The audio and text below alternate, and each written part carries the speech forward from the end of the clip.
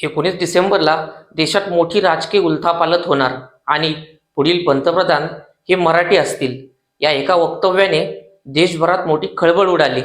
पण महाराष्ट्राचे माजी मुख्यमंत्री पृथ्वीराज चव्हाण यांनी स्वतः या वक्तव्यावरती स्पष्टीकरण दिलं आहे.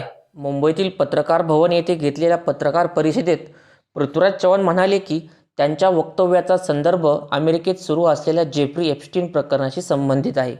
हे विधान थेट भारतातील सत्ता बदलाचा दावा नसून जागतिक पातळीवरील घडामोडींशी जोडलेलं आहे, असं त्यांनी स्पष्ट केलं.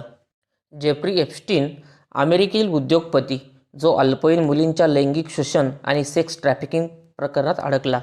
त्याने अनेक प्रभावशाली नेते आणि उद्योगपतींना हनी ट्रॅपद्वारे अडकून त्यांचे कथित व्हिडिओ रेकॉर्ड केल्याचे आरोप झाले.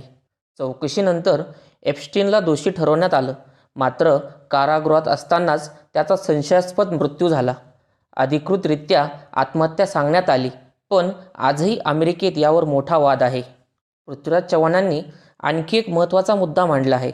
डोनाल्ड ट्रम्प यांनी एप्स्टीन फाईल ट्रान्सपरन्सी ॲक्ट यावर स्वाक्षरी केलेली असून या अंतर्गत सर्व कागदपत्रे 20 नोव्हेंबरपासून पुढील 30 दिवसात सार्वजनिक होणार आहेत. या फाईल्समध्ये बिल क्लिंटन, बिल गेट्स यासारख्या अनेक प्रभावशाली व्यक्तींची नावे समोर येऊ शकतात, असा दावा केलेला आहे.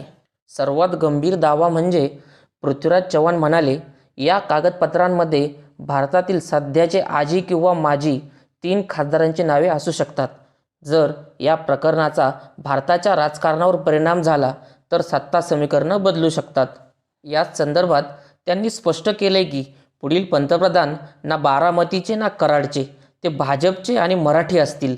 हा माझा वैयक्तिक अंदाज आहे, म्हणजेच ही भविष्यवाणी नाही तर राजकीय अंदाज आहे. जागतिक राजकारणाचा भारतावर परिणाम होईल का?